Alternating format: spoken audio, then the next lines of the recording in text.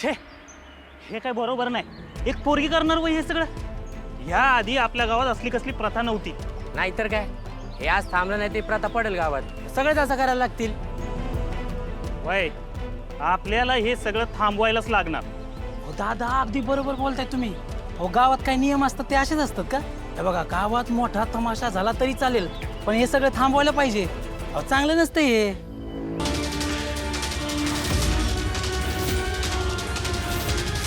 आजच्या कार्यामध्ये काही तमाशा करायचा विचार असेल तर सोडून द्यायचा, महागात पडेल. नाही तर हे तुका धमक्या देतोस का आम्हाला? ही धमकी नाही रे, प्रेमाने समजावतोय शेवटचं.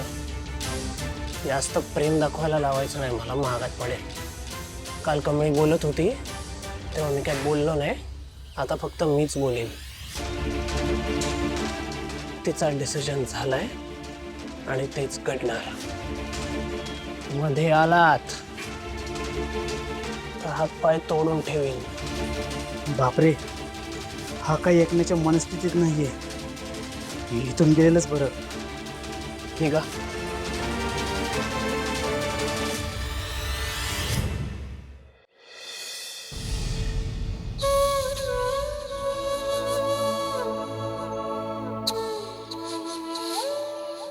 निंगी, सगळी तयारी झाली? काही अजून लागेल का गुरुजी? कमळीला बोलवा.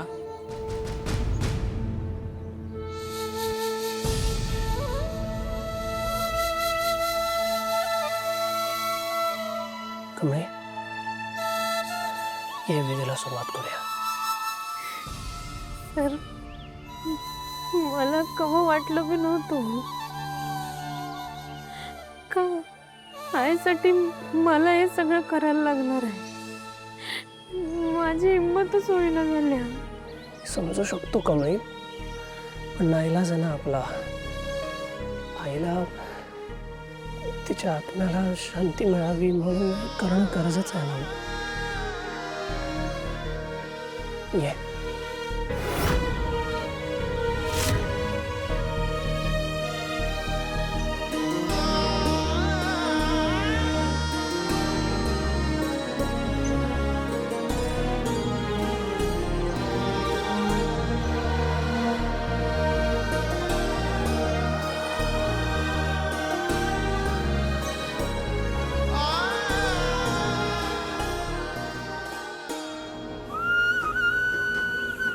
नाही कमळी, तू अशी खचून जाणारी मुलगी नाही आहेस.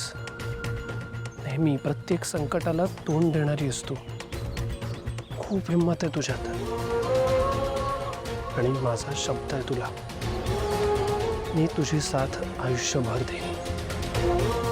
आता मी तुला कधीच एकटं नाही सोडणार.